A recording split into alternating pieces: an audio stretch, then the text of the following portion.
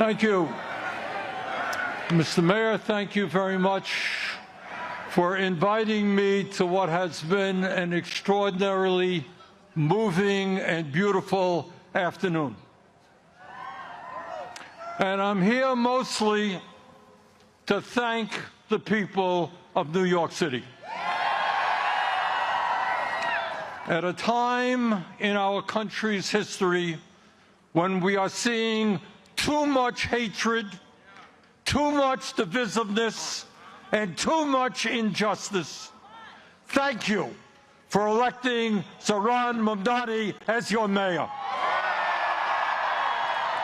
New York, thank you for inspiring our nation. Thank you for giving us, from coast to coast, the hope and the vision that we can create government that works for all, not just the wealthy and the few.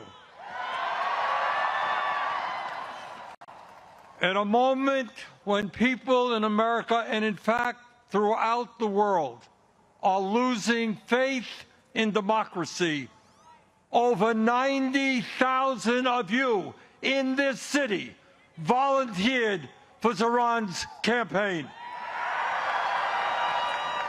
You knocked on doors. You shared your dreams and your hopes for the future of this city. And in the process, you took on the Democratic establishment, the Republican establishment, the President of the United States, and some enormously wealthy oligarchs. And you defeated them in the biggest political upset in modern American history.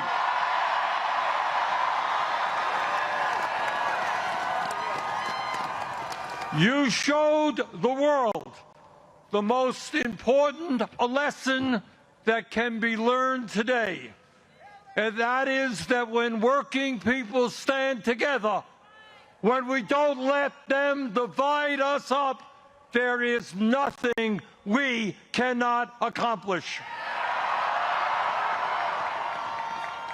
Running a great and winning campaign was extremely difficult, but governing a city of 8 million people with all of its complexities and all of the problems that Zohran is inheriting will be even harder.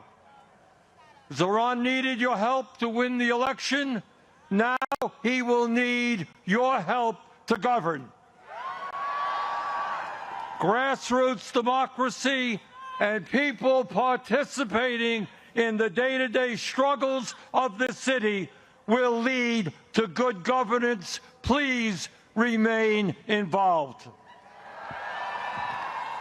You know, all of us have heard how Zohran's opponents have called the agenda that he campaigned on radical, communistic, and absolutely unachievable. Really? That's not what we believe. In the richest country in the history of the world, making sure that people can live in affordable housing is not radical. It is the right and decent thing to do. And in the midst of a massive housing crisis, it is exactly what the people of this city and this country want and need. Providing free and high-quality child care is not radical. Countries all over the world have done it for years. It is what our kids require if they're going to be well prepared for school, and what working parents desperately need. It is, in fact, what every city in America should be doing. Free bus transportation is not radical. It will save workers time and money, protect our environment, and make the city more efficient. And making sure that every family in the city, regardless of income, has access to decent, quality food at an affordable cost is not radical. Good nutrition keeps us healthy, helps prevent chronic illnesses. In the long run, city-sponsored grocery stores will save society money. Lastly, and maybe most importantly, demanding that the wealthy and large corporations start paying their fair share of taxes.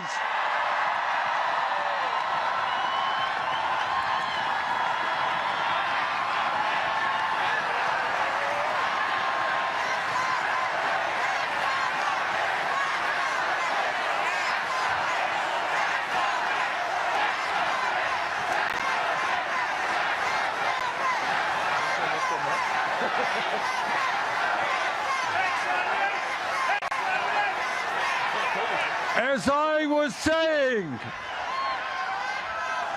demanding that the wealthy and large corporations start paying their fair share of taxes is not radical. It is exactly the right thing to do.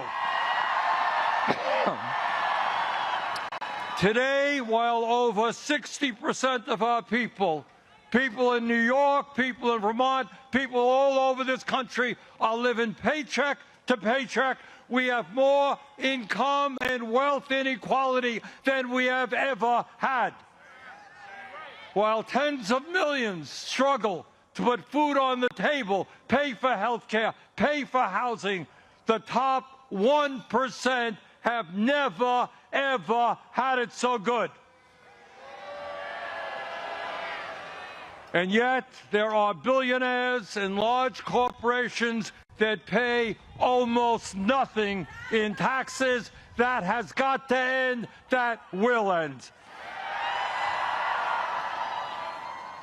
The billionaire class in this city and in this country have got to understand that in America, they cannot have it all. That America, our great country, must belong to all of us, not just a few. And that lesson begins today in New York City.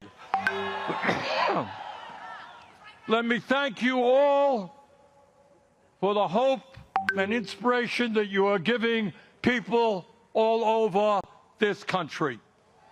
And now it is my honor to swear in your new mayor. Subscribe to One India and never miss an update.